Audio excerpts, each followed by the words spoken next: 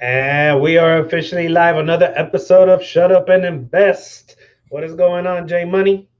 Hey, what's going on, Kevin? Man, I'm doing amazing today. Good day.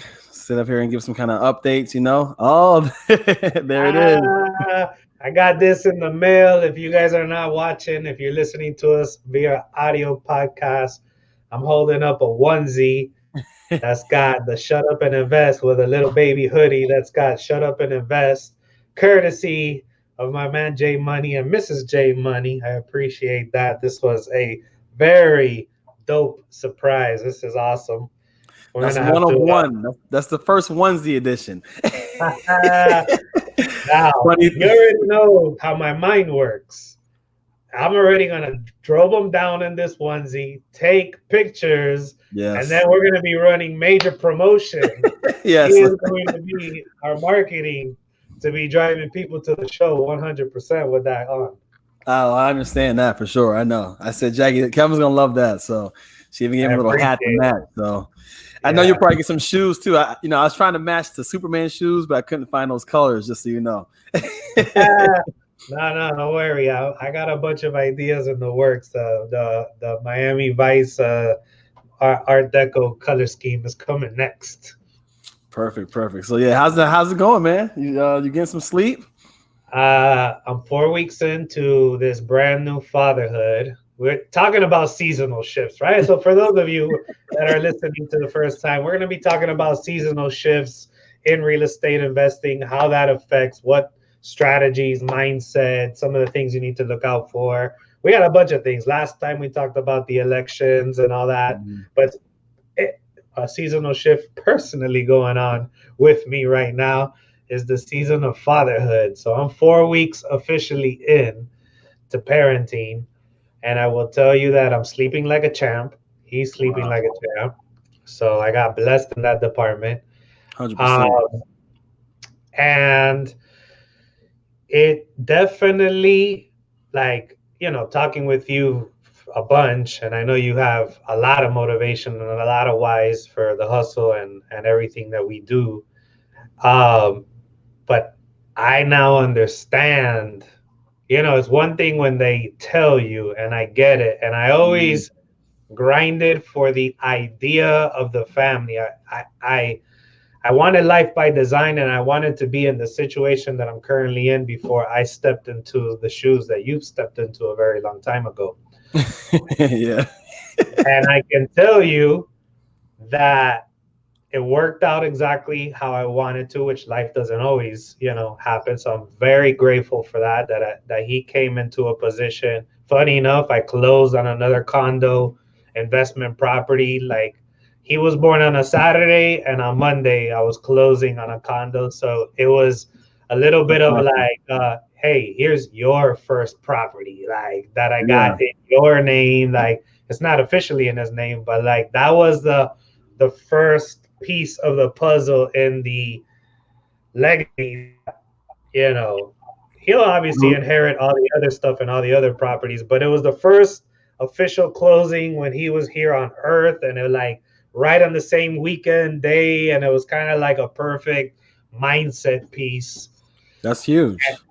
And in 4 weeks, I can honestly say that the motivation is bigger and better. Like, obviously, I took all this time kind of off. I just checked in for the deals that were closing and for the necessary things, working Mhm. virtually on the phone. But I haven't really like plugged in yet because I wanted to, enjoy the first few weeks fully. But I feel like this dream or this idea that I've, been grinding for over 20 years of like when my family starts, I'm going to be able to be here. Now that idea is reality. Does that make sense? Like now Oh yeah, definitely. Yeah, you've been prepping for this your whole life, right? Like it's like when you play for, and the Super Bowl finally happens, right? You finally get the chance to make that shot. Now it's like now it's the time, right? It's money time. So, you've been prepping, preparing for it. A little bit yeah, different than how mine started. I kind of was just, I kind of jumped in it and had to design it along the way. But when it actually works the way it's worked out, that's awesome to see, man. Yeah. So what I kind of want to point out in this is that part of the seasonal shifts in your own personal life before we actually get into calendar seasonal shifts, some of us, just like this show, Jay started with the motivation of family staring at him in his face, and he had to go out and create it and hustle and feed them and create passive income to be able to move to Miami and move to Hawaii and now move into Puerto Rico if God allows it and it's God's plan. That is one like way, right? That's Yeah. one path. That's a shift in your life that motivates you, gets you grinded, this and that. I took a different path where I always had this dream and this vision and this plan and this idea in mind. Like my son's name's Khalil. I always knew Khalil was coming. I was grinding for Khalil, but like Khalil wasn't a reality. He was my dream. He was my goal. He was the reason why I was making the deals and I was lending the money and I was buying the properties. And now that he's here and I kind of reached that point of like, this is what, like you said, I've been pre-gaming 20 years, grinding it. And now I'm here standing on the football field in the middle of the Super Bowl and it's about to go down. Um, that I most of the time you hear people's motivation stories is like, oh, my kids and they were already here. I gotta tell you, like that idea and that dream and my son who wasn't here at the time was a big time drive. And if you guys are listening and you don't have that family motivation like I didn't, I'm gonna basically, and I'll end it with this, tell you there's no better feeling than when your son is born and you feel like you really don't have to worry about nothing. Yeah. Oh Like yeah. Yeah. I bet. you right now, if we wanted to, can set you up. And obviously, we're not talking about he's a baby millionaire. I'm not out here, saying that. But like, Daddy Warbucks. yeah, he doesn't like he's walked into a good situation, and I I like I did it to a certain extent. You know what I mean? And like there's no better feeling. And I'm sharing that to like tell you guys I want nothing more if you're listening to the show that if you happen to be on a similar path that I'm in, there is no better feeling than when you reach to that point and you're like, listen, bro, what I've been doing for you, like you're walking in and like, welcome. You know what I mean? That's how it Oh feels. yeah. Welcome. No, Here you definitely. go. Like again, I took a different route, but I can only imagine. I know how it feels now, knowing that that's being done for my family now, right? So I can only imagine how it feels when it's been in the back of your mind because you're a family man. I mean, I'll say that I've been around Kevin, I've been around his family. You're a family guy. You love family, right? So I know that the thought of this has been in your head for a long time and preparing for it. And you've always prepared for when it happens to be able to have it, planned out the right way and be able to provide. So I think the feeling of being able to provide for your family, right? Like that's why we do it, right? If it wasn't Khalil before, you're providing for other people. Like I've seen you do it, right? So just the actual fact of being able to provide for your family is the fact that like nothing on this planet brings me more joy than knowing I can provide, right? I like stuff that I kind of like, but I don't need. I was telling someone the other day. I had my football player was asking me like, Coach, if you could have any car right now, what kind of car you want?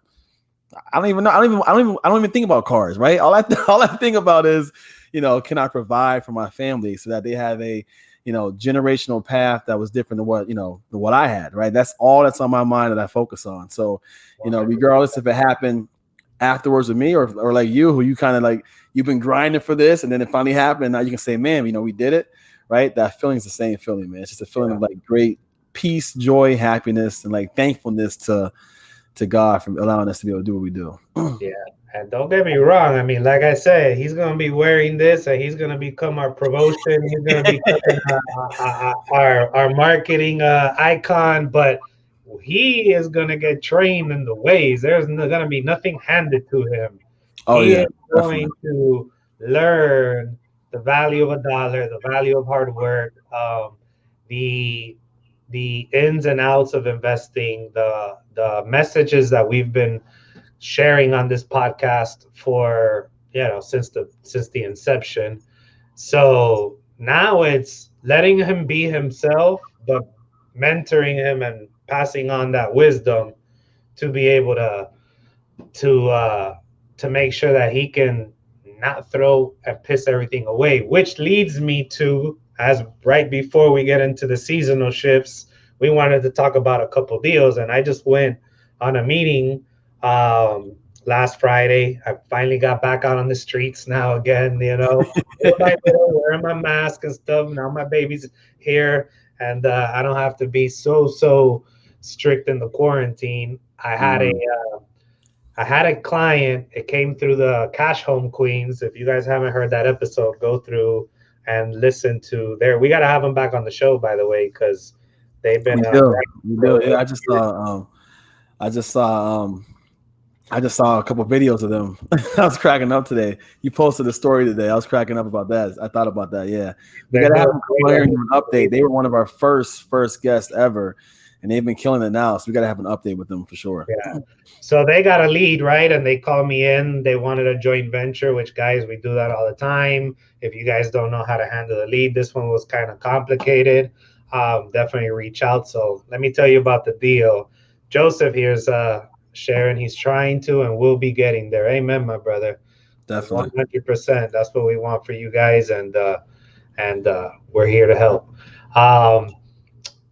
This guy, speaking of inheriting and family and all that, his mom passed away. This guy's already in his late 60s with his sister, and they inherited, a little under 10 properties, a commercial unit, a lot, and then the rest a series of multi-families and a couple single families. I mean, that's the dream of, I think, any parent, right? To be able to say, here's a portfolio and it's paid off. You guys should be able to manage this and be okay for the rest of your life. But I think the missing piece of the puzzle there was they handed it to them and probably didn't do everything I just described. Teach them the value of a dollar, teach them the investment strategies, guide them, mentor them. And they probably handed it over too easy. They didn't make them earn it and work for it and, really prove that they were going to be good stewards of the blessings that were essentially passed on to them from their family. This guy at 69 years old showed up to this meeting. He wanted a private loan. He wanted a bailout. He probably talked to every wholesaler and investor in Miami because he's getting bombarded by, the postcards, calls, and texts. Yeah. He's on we're on the 19th of November going to the tax auction. So basically he's behind, him and his sister who inherited all these properties are behind in every single one of their properties in their property taxes. It's free and clear because if they had mortgages, they'd be behind on that too. So think about this. Think about what I'm saying. This guy and his sister inherited about 10 units. That is massive passive income coming in with no mortgages. All they had to do was pay the property taxes and keep up with the condition of the property, do the fixes, upgrade it. They have them run down. Out of the 10, there's about 6 of them that are like rented and like struggling to pay during the Corona crisis. There's 4 that are completely vacant and run down because they just, I don't know what they thought about life. And that is the biggest fear now stepping into parenthood as I'm sitting and having these type of meetings, which I'll finish telling you kind of the scenario, and we'll continue to update you guys on these type of deals like we do on previous deals. Oh, I agree with you. I mean, that's the biggest fear that you have as a parent, right? Because we all know, even if they had the mindset to hire a property manager, right, that could help them out managing properties, they'd probably be in the better position they are in right now. But we see every day where people are handed an inheritance, right? Now we had Jamisa on a few weeks ago. She talked about how she took one house at 18 that her grandma gave her and turned it into a massive portfolio right now, right? That impressed me so much because I usually see the opposite. I see people who have a house or two houses that they inherited and they're at the worst they could ever be, right? Because the lack of education, and like Kevin knows, we talk about this a lot. I'm very high on education, right? But like real life education, to the point right now, my 3 daughters are homeschooled. They go through their homeschool program, but they're also getting real life education, right? Real life history, real life economics, right? Because you can't just rely on your schools to teach your kids this stuff because they're not teaching it at all, So that seller should have been in the best situation possible for the rest of his life, but he had no management skills, right? And even if you don't have any management skills, at least have the common sense to reach out to build a team. Hey, I got 10 units, right? I pay this team a little bit of money to help take care of my assets. Right, 100%. And you'll know why they're in this situation as I finish the story. I mean, I love the point that you just made, and it's so valuable because I think a lot of us never want to spend money in fear of trying to basically keep as much as we can and like the scarcity mindset. And if they would have had a property manager and listened to the property manager because they themselves obviously can't handle it, they would not be in the situation they're in where on the 19th of November, they're going to the tax auction on 3 of their properties. So I said, listen, you're behind on all the properties. I will lend you the money on all of them. Your credit is shot, right? Like they haven't done their income taxes in 2-3 years. So as a private lender, I'm thinking to myself, what if they should have been doing income taxes? What if there is some kind of record out there of them receiving money, whether it be capital gains, meaning they sold some properties? Because obviously I can't take what they tell me and say it's 100%. They're in a hot mess situation.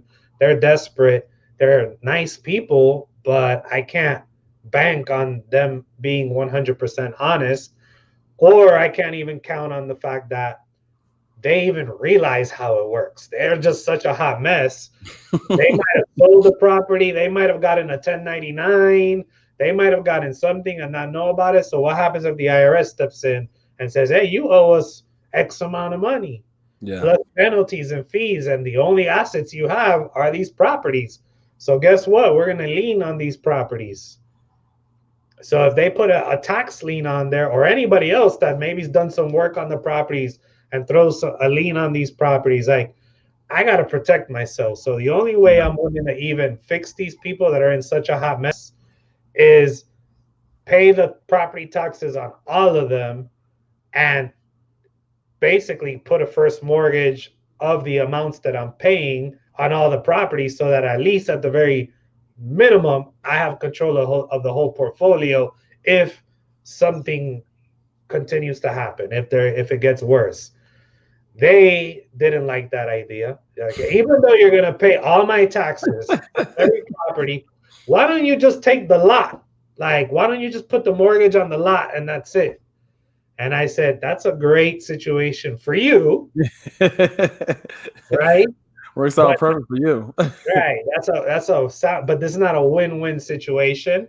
And not because I'm trying to be greedy or take your properties, because we're talking about a loan, meaning you have every intention in paying me back. Yeah. So if you're worried about where my mortgages are going to be on these properties, that's already giving me a funny feeling that you're worried about making payments. So real quick, you had proposed to it was 10 units, but how many properties was it? A combination of between 6 and 7.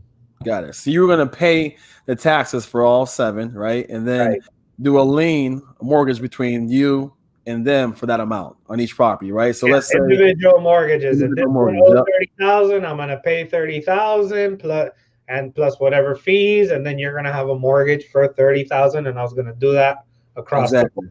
And if they default on that mortgage to you, then you'd be able to take the property back as collateral. Correct. Yeah. And then they would be able to keep the properties, right? Now, get cash flow if they could get them back to where they get cash flow, and just have a simple mortgage between you and them that they can pay off and probably still cash flow pretty well. In a perfect world. Yes. But they didn't want that. No, no, I don't like that idea. It was more the sister than the brother. So then now the brother was like, I like that. Definitely help us. We have no more time. It's three Yeah. weeks away. Then sister was like, no, no, no. The sister's a hoarder. She lives in one of the properties and literally her windows are covered with stuff. I mean, Mhm. stuff on stuff. And long story short, they actually got an offer on the lot that cash with no contingencies to close in 3 weeks from someone else. They ran it by me because they were trying to use that as collateral. Like, hey, we have a buyer. Look at the voicemail. Look at the paperwork and everything. And it was a legit offer, assuming that Mhm. everything went through. And if they would have just sold the lot, they would have had enough money to pay off all the Wow. All the taxes. taxes. Okay. But for she wants $50,000 more. Wait a minute. We're 3 weeks away from the tax auction, and she's not hardball negotiating. No, she's literally saying, "I'm not taking that offer. I want Okay. 50." Okay. So hold on. All right. So she had an offer for the lot, right? Yeah, Enough to cover the taxes and all the portfolio to save yeah, the homes that they'll be free and clear again, right? correct, And she played hardball because she couldn't get 50,000 more. correct, And so now, right now, there's nothing there, and they're up for tax sale still, middle November. correct. So they won't take my offer. I even told them because this is the way I do business with all my clients. Listen, that's a better deal. Sell the lot because you don't even have money plans. You don't even have. You're not doing anything with this lot. Mm-hmm.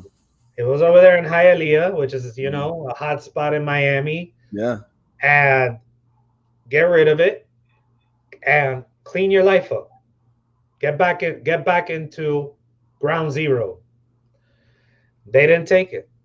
Yeah. So if they may end up calling me a week or two before or a day or two before and say, hey, we're going to the auction on Thursday, help me. And depending on the timing, there may be nothing I can do because at that point, I can't even do the traditional title checks and all that. Like it may be a business loan, quick claim the properties over to a business. And Yeah. if you default on the business loan, I become 100% owner on the business. And there is no foreclosure process. There is no nothing. You This default happens. once, and I'm the owner of this property.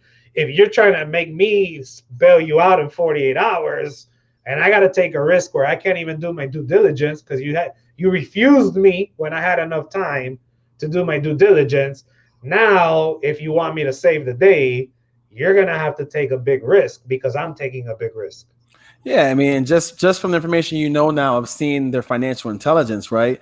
I mean, the chances we hope not, but like that's a huge risk as far as lending on that person, personally, right? I mean, I there's just mean, a lot. one thing they'll say that they're not gonna pay me back Yeah. regardless. That There's is a almost lack. like an acquisition deal because no private lender would even get into it. But since it's free and clear, if I go in at 10, 15% LTV on every single one of those properties, Yeah, yeah. and I I mean, gotta no, no, and I that gotta take definitely. over, it's an acquisition deal just coming at it from a private money side. It's the only reason I would even consider. If they pay me back, great. Mhm. Then it's a private money deal. But like, the lady That's wasn't on. a that's a great strategy. I mean, I know a guy in Michigan who he acquires all his properties like that. He goes, pays off the taxes, puts a lien on the property for the tax amount, first lien. If you don't pay him, right, he gets the property back, right? That's his whole strategy. It's a great strategy to do. Yeah. I just feel bad, you just feel bad to see that someone doesn't have the education to realize, right, what opportunity they have in front of them. I mean, you sell one lot and you still have this available right here to cash flow for the rest of your life off of. Uh, We got Nobody left me. I wish somebody would left me one thing. Nobody left me nothing. we got one of our Facebook people. That's crazy how stuff happens for people not even looking to get ahead. Exactly. If you're on Facebook, make sure to go to StreamYard and get permission to show your name. That way we can see your name pop up. Click the link. That's real. 100%. We got another question from our YouTube. Simple Cash Offers asking, "What's up, fellas? It's hard staying motivated. I got 50 to 100K. What would be the opportunity to allocate these funds?" All right. So, first off, I don't know if you're echoing what we were talking about motivation, or if you're saying you're having trouble staying Staying right. motivated. Yeah. If you're having trouble staying motivated, but you got 50 to 100K to make moves, if that's not exciting you of the possibility of what you can do, I mean, there's a lot of people out here making moves with zero, Hmm. and they'd love to be in your position to be able to have a little bit, not a little bit, that's a nice little That's chunk a of nice. change Yeah, that's a nice to be chunk. able to, yeah, to be able to make moves. So if 50 to 100,000 is not keeping you motivated and exciting you as to what you can do in this game and really get ahead and start stacking on top of each other, um, yeah, this is the perfect question, right? What would be the best opportunity to allocate these funds? Um, there's a couple ways. Jay, you want to give them one? Yeah, I mean, if you're asking me right now, what I would do with that, right? I would look for seller finance opportunities in cash flow markets where I can spread that out as down payments, right? So if you said, "Hey, Jory, here's 100K, what are you gonna do with it?" Right? I'm gonna go try to buy, 5 houses where I can put down 5 to 10,000 down, right? And then I would turn around and I would wrap those houses probably because I don't know what kind of. Again, we get back to the whole. Do you know how to manage a property if it's as a rental, right? So if you're just starting off, I don't advise you to buy a rental at first. This is me. There's different topics on this, but I advise you to wrap it and create a note, right? So you can get some cash flow coming in, right? I would take a portion of it and do that.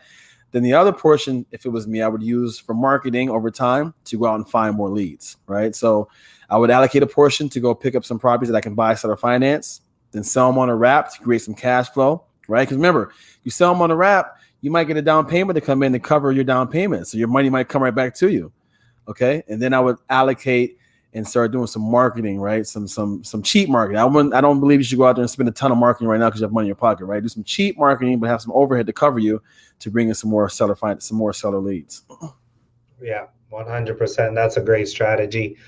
Being the bank, whether you're rapping or you partner with someone that's got deals and they need the financing and you can do the proper underwriting, or you partner with someone like ourselves and we handle all that for you and you just collect the check at the end of the month. There's a lot of ways you can make that money continue to work for you. It really just is a matter of what personality type are you? If you're not Yeah. meant to be a landlord, you have to take that into consideration that if you go out and buy 5 properties or 3 properties or even one, and the person starts complaining, about things that need to get fixed, you can't have a heart attack over it. That's the name of the game. That's your job. That's the business you created by bringing those properties in. I think that's a big caveat that I want to like make when people have money and they want to get into real estate. Look in the mirror is step one. Yes, definitely. That's why I said I don't know what kind of skills you have, right? That question's kind of hard to answer because, like you said, we don't know what kind of personality you are. You have to really want this, right? Like people don't realize it. There's not much more that can phase me anymore, right? I've seen it all, I've done it all. Plus, I know it's an investment, right? To be an investor, you have to understand that your investment may win and it may not win, right? If you think it's a short shot guarantee, you're going to be mistakenly wrong. So I definitely agree. Look in the mirror and see what you want to do because that determines what your stomach can handle. you know. And don't get me wrong, let me also play the other side of the coin, lending money out. Like I got 3 people right now that are currently about to default into 30 days late on their mortgage payment from the loans that we've lent them. Um, you got to have the stomach for that too, Mhm. because at the end of the day, it's not a good feeling. That doesn't make me happy. It's things. It's the things that happen when you're in the real estate game, whether you're a landlord or you're a lender.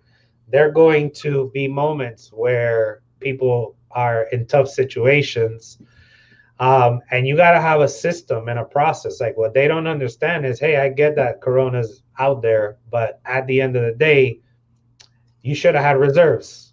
Mhm. Yep. Like 6 months ago, the corona hit and everybody freaked out.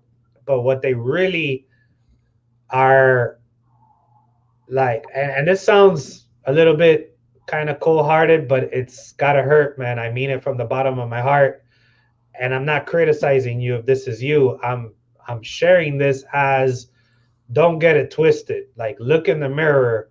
You got caught with your pants down, and you didn't have enough for this type of situation. Yes, I get it. Nobody saw this coming. But guess what? Like, reserves aren't meant for, oh, because I know Corona's coming, so let me 12 months of a backup and cushion. It's the point of reserves is for things that we don't see coming. Yeah. So Yep. Definitely. I don't feel sorry right now for the people that are trying to negotiate a situation where at the end of the day, I wasn't getting involved in the purchases you were making a year ago that either dictated, would you have had reserves or not if you didn't buy that car? Would you have had reserves or not if you didn't buy that purse? And continue to make those type of decisions. So if it comes back and bites you in the ass, it's not a bad thing. It's not something for you to be depressed about. It's the wake up call to be like, I got to do my business different. I got to realize that if I'm going to get into this game and I'm going to spend $50 to $100,000, I got to also make sure that whatever I bring in, I'm going to be able to handle, even if Corona shuts us down for another 6 months to a year. I'm able to put my big boy pants on and my big girl pants on and play this game, because if you're going in and all you can afford is a month or two, you're, playing a big risky game. Yeah, 100%. I mean, that's why I said allocate. You definitely got to allocate, right? If I got 50 grand, don't spend that whole 50 grand on buying some properties, right? And you have no education on how to manage them or manage a situation, right? You got to have some reserves. You got to have some education. I don't know where your education level's at, but I say reach out to us and we can talk to you and kind of give you some information on, figure out where you're at in the stage of investing and kind of help, guide you in the right way. That's what we can do. It's kind of an open-ended question. I can give you what we would do, what I would do, what Kevin would do, but that's with the knowledge that we have and experience that we have, but this business, is not for the faint of heart. Real estate will eat you alive and chew it up and spit you back out, man. And nobody's gonna come save you, right? I mean, what Kevin The said is true. reality is nothing that's worth it is for the weak. Exactly. No, and like it's not anyone else's job to save you, right? If you're in this, understand you. I tell this to everybody who says, "Hey, I want to get investing." Okay, understand that no one's coming to save you, right? Like you gotta do the time, do the education, do the work, and if you mess up, you mess up. Live with it and keep moving on, right? If you lose some money, it's not the end of the world. It's money. I mean, I lost money in a deal that we just closed last week, right? It happens, But if you can't stomach that, then you might want to look in the mirror, like Kevin said. Yeah. And again, guys, this is to motivate you guys. And I do like that idea that you said, do you have the budget to continue getting deals in the door so that you can continue to get, the next 50 to 100 grand, the next 50 to 100 grand. And that's how you start to, you do a deal here, you do a deal there, you do a deal here, you do a deal there. Next thing you know, you're like, oh man, I'm making, a salary per month passive. And now I can kind of breathe and start focusing on making it bigger and bigger. And that's how it is. It's one step at a time, calculated and thinking, if things go wrong, this is the way it works. But these are the things that I need to do to make things go right, and then allocating appropriately. Definitely. We got Joseph. He's asking us, if I take a property subject to in Philly, where there is a 4% transfer tax, is that all due right when I buy the house?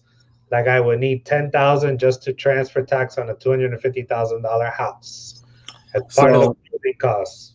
Yes and no, right? Now, if you take that property subject to and there's a mortgage in the deed, so the deed transfers to you, then the transfer tax is due at sale, right? So when you buy it, you'll pay a transfer tax. If you take it on an agreement for sale or contract for deed, that transfer tax is not due until you pay off that loan, right? So it's all about how you structure it, right? And I mean, if you're sitting here like, man, that $10,000 is going to affect me being able to buy this house, structure it a different way. Buy it on the contract for deed or agreement for sale for two reasons. First of all, in the subject to, when you purchase on an agreement for sale, right? Land contract, contract for deed, however you want to say it, There's no deed transfer, right? So we had Pace come on here a few weeks ago. Pace told us how a bank told Pace, a bank that called his due on sale clause, told him if you buy it on agreement for sale, right, we can't accelerate the loan, the due on sale clause, right? So, I mean, that's an easy way to do that right there. Yeah. And consult your real estate attorney in that area about land contracts and how it works and what is the recommendations on how to structure that correctly, and tell them exactly what you're trying to do, and tell them what's the best strategy as far as the transfer taxes goes, and he'll be able to advise you. And if you don't like what he says, or even if you like what he says, it doesn't hurt to ask a couple people, because I have gotten three different Mhm. consultations from three different attorneys, and they've given me three different pros and cons. And then I kind of just see where the patterns are and do a little bit of research on my own and make my decision. So that's definitely something that I would recommend. Definitely, definitely. We got Mr. Joseph asking us, "What's up, fellas? Working on a deal right now. The owner passed and the family hasn't paid the mortgage since 2015. The beginning mortgage was 320,000 in 2009. The heirs just received an NOD. Could I bring the deceased owner's mortgage current, pay the heirs some cash, and take the deed sub two?" It's a very good question. Um, it depends if the lender's already in the know and the lender's already asking for the family to make a decision. Then it's going to be tough, simply because they're already asking for a payoff. They're Yeah. just maybe giving them some time to get their affairs in order, which usually I see banks give anywhere between 3 months to 6 months at first, and then they're willing to extend it another 3 to 6 months. So potentially a family can go all the way up to a year. This really just depends where the communication is with the lender. If the lender is just, asking for on-time payments and is asking to bring the loan current, and they're not in the know of necessarily what the situation is, or they haven't really registered the information, then you do have the potential and the ability to be able to do that. Got it. I defer to you on all those topics about lending. We got Miss Lisa saying she just learned about wholesaling 3 weeks ago and sub two less than a week ago and has been obsessed since. Her goal is to wholesale to gain some capital and to start doing some subject too. She's gotten one. She hasn't gotten one deal yet with a sad face. All right, Lisa. I love the hustle. I love the motivation. I love the goal. It sounds like it's only been 4 weeks. Yeah, don't be sad. Don't worry about the fact that you haven't gotten one yet. Some people take a year to get a deal.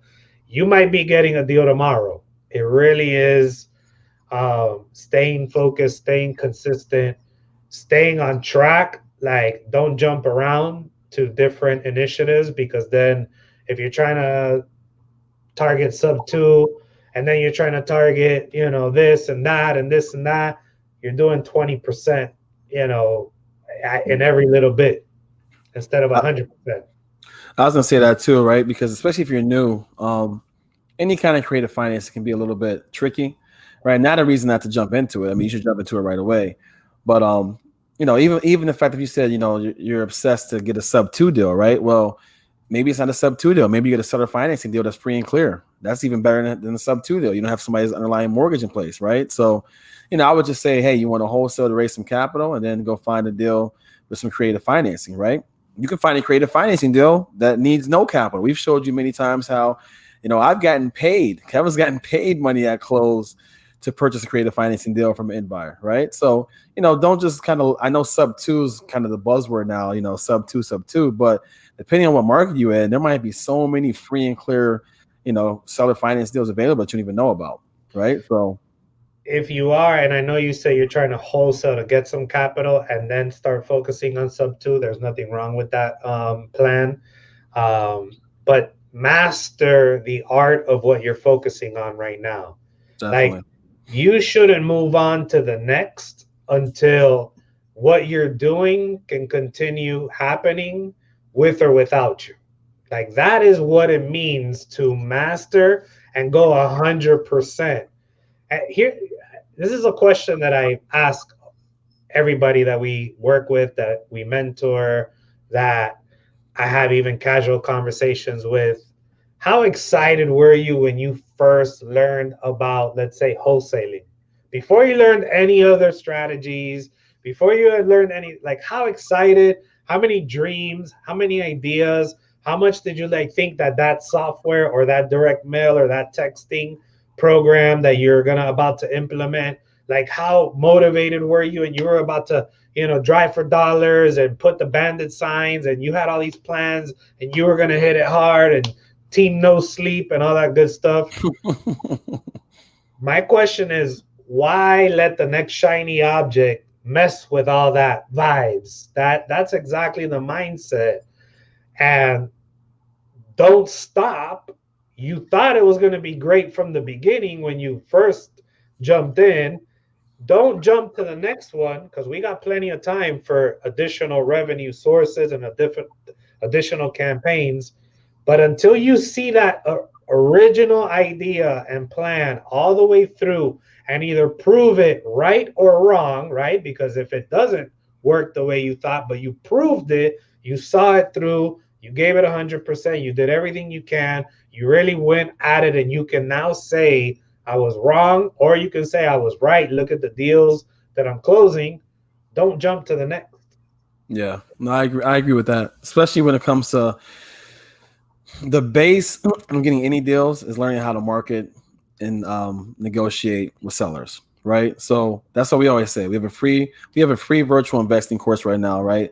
That course is giving you the basics of how to find motivated sellers, right? And source leads and source deals, right? That base comes from wholesaling. So if you haven't mastered how to get those wholesale leads, right? You don't want to just jump to the next thing yet, right? You want to realize how can I keep these leads coming to my pipeline? As long as your pipeline is getting filled up, you can end up doing whatever kind of strategy you want to do. Yeah. Craig is asking if Charlotte market is better for wholesaling than Phoenix. I mean that's subjective. Like the markets that I wholesale in, people would say are horrible markets to wholesale, but we do amazing there, right? So I think you can wholesale wherever you want to wholesale at. That's Yeah. the answer. That, You're gonna have way more competition in Phoenix, right? But you're gonna also wholesaling is also more the norm in Phoenix because it has more wholesalers in the rest of the country. If you, I think right now, right?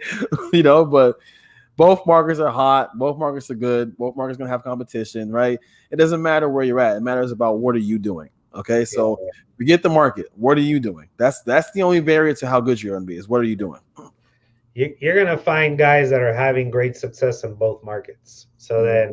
then if there's people having great success in every market, how can we say one is better than the other? Because the guy who's killing it in Charlotte is going to say, I don't think so. I don't agree.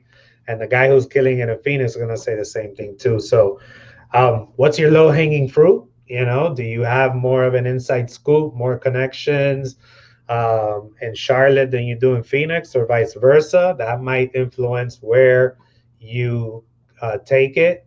Maybe you run the same exact campaign and you have enough of a budget to split test both. And then you see for yourself, if I run a text campaign, or if I run a driving for dollars, or if I run a cold calling campaign, and I'm going to do XYZ. Let's say you got 20,000, a budget for 20,000 numbers. Do 10,000 in Charlotte and 10,000 in Phoenix and see, which one goes. Definitely. Or my preference, to be honest with you, is I would do 90 days hardcore in Charlotte and to 6 months, 3 to 6 months, and see how it works. And then if you're not happy with the results, then try, Phoenix, and then you can compare after a year both efforts, exactly the same strategies, exactly the same methods, and let the numbers decide where the rest of the years are going to be focused for you. Yeah, definitely. I mean, it also depends on where you located at. Are you in Phoenix? Are you in Charlotte? Are you virtual 100%? Right. So, there's a lot of factors to that, but you can do whatever you want to do in both markets. Yeah, this is a great question. That is. Can you depreciate a house if you don't have the deed, like on a land contract? From Joseph. You can't depreciate the house, right? That is an awesome question. You cannot claim depreciation, right? Well, no, let me rephrase that. If you bought the house on land contract, then yes, you can, right? If you're the land contract homeowner, you can depreciate it, right? If you bought it and you're using it as a rental property, then yes, you can. If you sold it on land contract and you're the note holder or land contract holder, you can't. Right. So talk to a CPA on that. You're going to have, just like attorneys, different CPAs kind of give you their perspective and their feedback. Um, Always beware of the ultra conservatives that if they don't know, they default to the you can't do that. That's not necessarily true. Some people have a tough time just saying, you know what, I don't really know about that. Yeah, So, that question was so great because I'm actually dealing with that, with not just that exact question. Well, I'm dealing with that strategy because we do a lot that we sell on land contracts. So when we sell on land contract, we give up all those depreciation and tax benefits, right? So that's why we always try to buy a couple rentals per year that we can depreciate like crazy to get some of our tax liability down. But the CPA point is so true because I've been talking to 3 or 4 different CPAs the last 2 weeks about a question we have in our business, right? And you have the super conservative one that just says, no, you can't do that, right? But they don't really know what we're doing. Then you talk to the one who says, oh, you can definitely do that, right? So like all CPAs aren't the same, and you have to know what do they know, right? Because like if you're doing some creative stuff, you might have to call 4 or 5 CPAs until you get the person who can explain to you why you can do it, and then okay, I'll take that, right? Just don't take the no, you can't do it, or the yeah, you can definitely do it, right? Find out who can explain what you're doing, and they know what you're doing. Then take that advice. yeah. And guys, we are going to get into the seasonal shift. Don't worry. The listeners got questions, so we want to make sure. And you guys, if you have questions, jump in. Pharrell's asking, how would you recommend finding legit buyers, not tire kickers? Pharrell, we cover this in the free virtual training that we offer. You guys can find it in our website, on our main website, shutupandinvest.com. You'll see the podcast, the YouTube, and the training. But if you go directly to shutupandinvest.club, you'll go directly to the free virtual real estate investing course where we cover everything under the sun. But we'll cover it here. We'll get into it now. Jay, you want to give them a couple? Yeah, I mean, there's certain sites that you market to where you're going to find a lot of tire kickers. For example, we market on Facebook Marketplace. We get a ton of tire kickers there. We also get a lot of buyers there, right? The easiest way to do it, is to ask for a proof of funds. Okay, if you ask for a proof of funds, that usually will show you if they're a real buyer or not. Proof of funds or a pre-qualification letter, right? That usually will show you that because that will weed out a lot of people just trying to wholesale the deal lots of times, right? You can ask them. I mean, you can ask them, how many deals have you done in the last 6 months, right? That'll kind of weed it out. If you want to get real technical, maybe ask them to show you a couple of closings that they've done, right? If they can't answer you with anything like that, they're probably a tire kicker, and you do have to be wary of tire kickers when you're wholesaling a deal, especially, for example, we have a deal right now that we're working on that's in Easton, PA. So it's a duplex, right? It's occupied. And being that it's occupied, it's very difficult to get buyers through there, right? So any buyer who wants to see that, I'm going to ask them a lot of qualifying questions before I set up an appointment for a tire kicker to walk through this occupied house where I probably only have 2 options, 2 or 3 times to get people in there before the tenants and the seller gets pissed at me, right? So, it's kind of asking the right questions, verifying if they've done deals before. If it's an area, ask other investors, hey, has this guy ever bought a house from you, right? Ask the wholesaler, has this guy ever bought a house for you? As a realtor, we used to do that all the time, right? An offer would come in from an investor. I'd ask other realtors, hey, have you ever dealt with this investor before, to see what kind of investor he was? Yeah, 100%. And then when you're actually negotiating with them, if you're having troubles that you're getting buyers that are telling you they're going to make offers and they don't, or they make offers and the contracts are then being canceled. All right, my question is, are you taking contracts with non-refundable deposits? Yeah. Because if you are serious, Hey, oh yeah, but I gotta go do my due diligence. Hey, listen, this is a multiple offer situation, man. If you want, send your guy over there right now to take a look at the property and make sure it's good to go, and then put in the offer. And first person to get escrow is gonna get the deal. And then you create that urgency, you create that scarcity, you give them the ability to go and, but you're not going to hold the property for them until there's an escrow deposit and it's non-refundable. So they need to send their contractors out there right now. You better hurry up if you want it. And if you're serious, you will hurry up and you'll get that done, because a good deal is a good deal, and you understand that other people will jump on that. So you can't take 7 days to get around to do your due diligence and then cancel. So anybody who's trying to give you a long-term inspection period, like, I would give 24, maybe 48 hours max if I had no other buyers interested in that deal. And if I have no other buyers interested in that deal, I got to question, whether it's a good deal or not. So Yeah, definitely. second, is, where are you marketing these deals? Are you finding enough buyers? Are you really going out there, hustling it, putting it out there in every single possible place? Do you have relationships with other realtors and investors in your market area that you are definitely posing um, deals to every single time you blast it? All those questions need to be answered, and we go over that in the course. And also, if you want to talk one on one, reach out and we can talk about the mentorship that we do. Definitely. Joseph's asking if you have a creative attorney in PA you could recommend. I mean, I can give you a couple referrals for a couple different attorneys that I know. I wouldn't just give you one. Each attorney, each attorney is different for whatever your needs are. So, I mean, if you're looking for some attorneys, you just need some references. We can definitely give you that. Reach out to us, and we'll give you some names.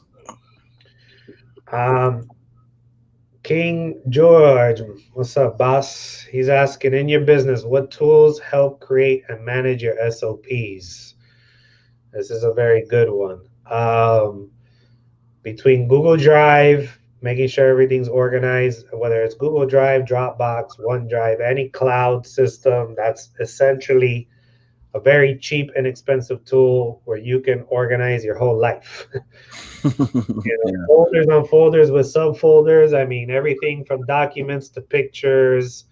You can comment within the drive with your team members and talk about a specific document um, within the cloud system. So that's a very simple, basic tool that handles all of our SOPs. We have a map system, so we customize a CRM specifically to this business. This is something that we've been teasing and talking. We got a lot of people that have reached out to us and they want access to our system. So we're considering it, rolling it out to our people. If that's something, if you guys think that's a good idea, let us know in the comments. And and that's, an automated system that has all our tasks and our marketing and our text messages and our ringless voicemails and our email all laid out. And the minute somebody, gets labeled a certain uh, field, a certain, situation, stage, it sets off a series of SOPs with automated, text messages and ringless voicemails and follow-ups. So that's our marketing automation pipeline system. We call it MAPS. So that that is something where you can have a CRM, but in my opinion, if your CRM is not able to automate not just your task, but your follow-up process. So like, yesterday 72 people got a voicemail and a text message from me. So I was following up and touching the amount of people I needed to in my business. But me personally, I was hanging out with my son, giving him a bottle and changing diapers. I didn't send or call 72 people. The Mhm. system did. So if your CRM doesn't have that capability, and at the same time set out, 75 tasks for your team to do what they got to do, then that's the kind of system you want if you really want to take it to the next level. What do you think, Jake? No, I totally agree. I use Google Drive for all the organization of my stuff that I can use it. The CRM that we're building is really really really really good. I've used a lot of CRMs, but yes, automation is the main key to CRM, right? Because you got a couple thousand, even a couple, even 1,000 leads in your system, you can't remember to follow up with these people, right? So you need to be able to have it automated where it's doing the work for you. And you'll see a lot of our deals are from follow ups, automated follow ups, right? Where they've gotten a text, an RVM, and an email, once a month for 6 months. And that next email in the seventh month, they reach out to us wanting to sell, right? So that CRM kind of keeps us going. I use some people use like Slack or like Telegram or some kind of apps like that too to kind of just to kind of back and forth communication. Those are good too. Yeah. Mr. Richie, what's up, boss? Longtime listener of the show. He's asking, recently I've been seeing properties going for more than usual. Do I adjust my numbers or stay conservative with the numbers? Very good question. That's a great question. For me personally, like yes, the market's hot right now, right? But looking down the road, I don't know how hot it's going to be. So it just depends on what the deal is, right? I'm not going to jump and go reach and chase a deal, right? And the reason why is because there's so many deals right now. Okay, so I'm not going to do that. If the deal requires and it justifies paying more than you usually would have, all right, then you can do it. But I'm not going to go chase after a deal because there's so many more deals behind it that you can get for wherever your numbers are. So it depends on the deal. Yeah. And it depends which side of the fence you're on. If you're acquiring, you stick to your numbers and you may not get that deal because somebody else is getting caught into the momentum and they're that auction, frenzy like, oh wait, it's going higher. Wait, okay, I'll go higher. And then next thing you know, you're overpaying for something and if the market adjusts, you're going to wish you didn't. So stay the course.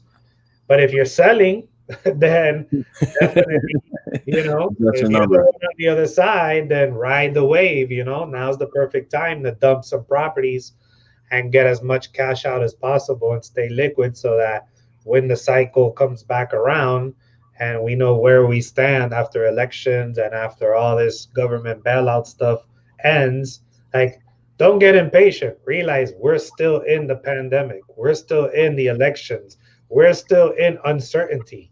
Mhm. Until there's certainty, we don't know where the shoe is going to drop.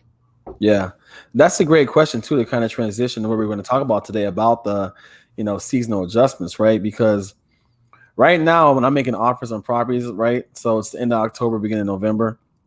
I know from years of experience, years of tracking, that I get some of the best deals ever, ever in that November, December window, right? So right now, there's no way I'm chasing the deal right now. Okay. I know Joe. Joe's up, me and Joe are good friends. I know where he's at. It's about to get really, really cold up there, right? Less investors are going out making offers, right? Less like in the Northeast and the Midwest, the market slows down a lot in the wintertime, right? It's the opposite down here. It picks up in South Florida, right? So if I'm up north, I'm holding tight to my numbers and I'm going out and making offers, lower offers on everything that's listed on the market because, right, I know there's less buying activity. Okay. There's less buying activity. There's corporate or banks that are trying to get things off their books before the year is over, right? That's the true fact that banks are trying to get numbers off their book, corporations trying to get numbers off their books, right? So they'll take less, right? So if you're talking about right now, I'm staying conservative and I'm just making more offers, right? Less lower number, lower priced, but more activity, more offers. Yeah.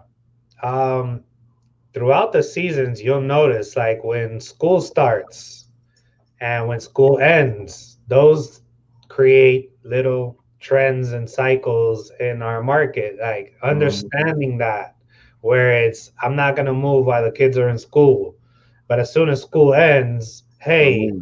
we're moving. And that's when you see all of a sudden a spike. And so riding with the seasons, and you make a great point. In winter season, a lot of people go into holiday mode and they take their foot off the throttle. That means less competition if you're the aggressive one. Now, if you're I am super happy with my numbers and I want to go enjoy, 6 weeks with my family during the holidays and unplug, cool. I'm not, saying they don't do that. But if you're right now in stacking mode and in domination mode, that's when you want to turn it up because there is a lot of people going in holiday mode. I agree with you 100%, Jake. 100%. I mean, I've probably had 3 or 4 calls this week where the seller wants to sell. But you know what they told me? Call me back at the beginning of spring, right? They want to sell, but they don't want to sell right now going into Thanksgiving, Christmas, New Year, and then, 10 feet of snow in Michigan or Pennsylvania in January and February, right? So that's a real thing. The spring pickup in the Northeast and the Midwest is a huge trend where a lot of rehabbing flippers will buy a house now in December and they'll fix it, January, February, March, and sell it in the March. So I And made more, a post today where the best investors follow trends and demographics, right? More than just the numbers, right? Trends and demographics. So like age demographics, like baby boomer demographics. The whole, we all predict the baby boomers going to start selling houses in mass in the next, 5 to 10 years, right? When you're looking at trends as far as weather trends and geographical trends, those are things you have to do as an investor to really be on top of your market. yeah. I think also learning how to build relationships and creatively solve a problem, which is what you guys hear on our show all the time. But if you find someone that wants to do a deal, maybe they need the money for the holidays, but they don't want to move during winter because if it's a really bad winter, it's not easy to move. Hey, okay, no problem. We can close the deal and set up a lease agreement, set up post occupancy. Like there's so many different ways. Don't Mhm. let it deter you, and don't let what anybody says in general. Oh no, wintertime is the slow time. Oh Yeah. no, holiday, nobody's buying, nobody's moving. Might as well plan for next year. It's a great time to plan for next year, this and that. Like, you know what? Prove it to yourself. They may be right, but prove it to yourself. Turn it up and see if you hit a big goose egg. If you hit a big goose egg, then you could say, for me, for my strategy, for my market, it wasn't a good idea. It wasn't a good time, and next year you won't do it. But you may pleasantly surprise yourself. Yeah, I'm speaking off of a straight experience of how my November, December, January have been some of the greatest months in my real estate career as a realtor or an investor. Some of the best, like life changing deals happens in those times. Joseph's asking us, what do you track when cold calling and what are your KPIs? This is a great conversation, great question. Depending on what systems you're using for cold calling, if you're using a dialer or if your CRM has that capability, you'll see the calls going out. It gives you the data of how many calls and whatnot. As far as KPIs, in my personal opinion, I like to keep things simple because I've seen people get real crazy with every possible KPI in the world. And that's great data. I mean, we're data guys. Like at the end of the day, it's fun when it's all organized. But if you're so busy tracking every single possible KPI that you're not mastering the most basic, which is where the lead's coming from and how much it's costing you. Mhm. So cost of lead is definitely a big KPI because you need to understand that if I made $10,000 but I spent 15 to be able to do it, your numbers aren't making sense. Yeah, definitely. So tracking the cost of a lead and how much you actually made, your average cost, your average profit margin, that dictates what you can and can't do. I also like to know on average how many opportunities we are creating so that I can kind of get a trend going in markets of what we're doing. How many leads can we expect? How much does it cost me? And that helps me make decisions and budget as well. How many do we close? What's our closing percentage? How many of those leads turn into, hot prospects? So I try to keep it that simple, and then, don't get me wrong, I have my accounting team and they get super minute with every campaign we track and how much did that give us a return on investment. But until you can lock down those four and have those clear, I wouldn't get that much deeper into anything else. Yeah, I agree completely. I definitely agree.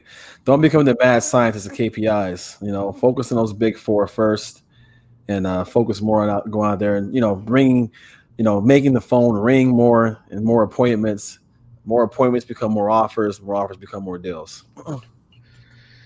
Craig is asking, I'm in the beginning mode. I see a lot of areas now having less foreclosures. Do you know why? Well, Moratorium. Yeah, COVID put people on forbearance, and courts, weren't executing the typical process. So don't let the data fool you in 2020. yeah. That's another reason that goes back to the conservative numbers thing, right? Like 2020 data, I'd say right now is the most, what's the word, weird data ever. Like, don't trust anything that you see right now. But this data is weird. Like, this data is not predicting anything coming in the future, because there's a backlog building of bad economical data that will come out at some point. Yeah. Craig, what you want to do right now is the people that are behind on their payments and that are in forbearance, they may not have the pressure to make a decision right now because maybe they're still writing forbearance, or maybe their area is slow on starting the foreclosure process, even though now you should start seeing that pick back up, assuming we don't backtrack and shut down again.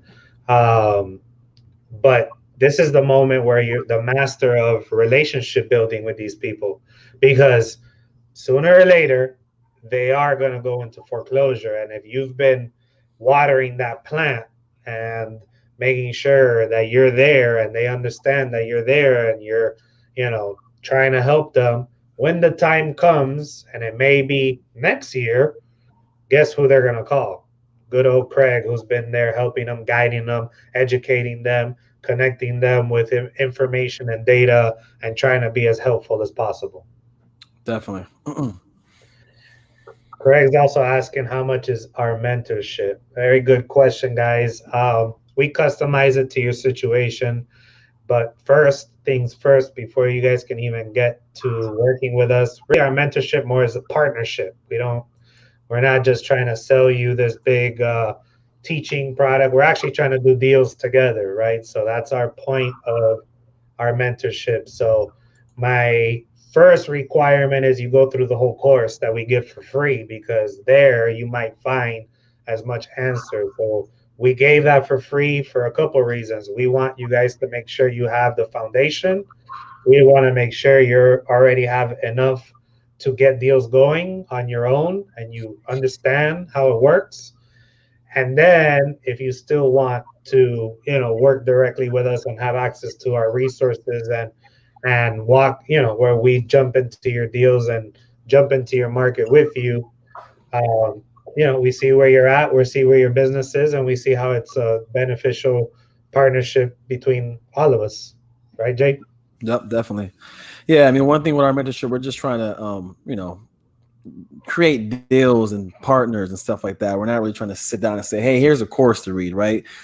That's not how we learn how to do it. We learn how to do it by actually going out there and doing it. So that's the best way for us to teach you, is to actually do it. Yeah, I Right? mean, we got a ton of joint venture applications over the last couple week or two. If you go to our Facebook group, you guys can find a link there. If you have a deal you want us to take a look at, let us know what you have in mind and let us know if you have help. Um, Kevin's asking if we buy in Georgia. So, Kevin, we'll do a deal Mhm. through this mentorship and through the joint venture anywhere in the United States. I don't personally buy and hold in Georgia, if that's what you're asking. Um, but we will help you do deals there. We will help you to get buyers. Um, if you got something you want us to take a look at, let us know. Yeah, we're open to looking at anything, right? So if the numbers make sense, hey, send it our way. We'll look it over and let you guys know. Well, for example, Craig's asking, I saw a zip code where there was 12 in August and now there's zero. Okay. That that could be a couple things. If I'm looking at data and there's a sharp change that way that may not necessarily make sense, is my data accurate? Number one, where my data source is, could there be a glitch? Or if I find that in a couple different places, again, 12 is, did the foreclosure already happen? Were the courts open? What market are we talking about? Um, did these people catch up and make payments? Did all 12 of those properties sell? So there's a couple, you got to finish seeing what the data shows as the end result. Are the same people still in the property? And you may not be able to see it right away because it takes time to record it. So kind of Yeah. just keep an eye on it. Um, but it's not real time results where you're going to be able to see if they sold it right this second, unless you have access to public records and the MLS, and you can kind of get an idea there. Yeah, I know he said he used batch leads, which I use batch leads, but again, batch leads, prop stream, list source, whenever you're using a source like that, that data is updated right later on. So it's not public record, right? If you want to get a true snapshot right now, so if you're looking right now for this month on batch leads, there's a good chance that it might not even be populated yet, right? So Yeah. Nina's asking, can you sign your other LLC as a trustee on a purchase agreement? And if so, do you sign as a member or a manager? So can I sign my other limited liability corporation as a trustee on a purchase agreement? And if so, do you sign as a member or a manager? I think the question is, can I sign a purchase agreement under a trustee? yeah, I think so. All right, you definitely can. Yeah, I don't know about the member and manager part. You gotta, take legal advice on that for the semantics of that. But I know you can sign as a trustee on a purchase.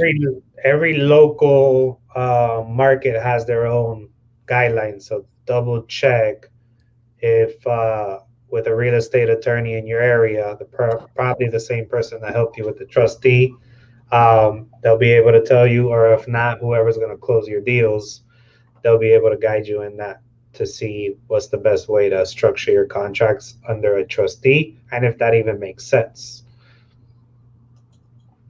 And Kevin says, thank you guys for doing the free course and helping us newbies. Hey, it's our pleasure. And we'll end with that. We went way over our usual time, but you guys had a ton of questions.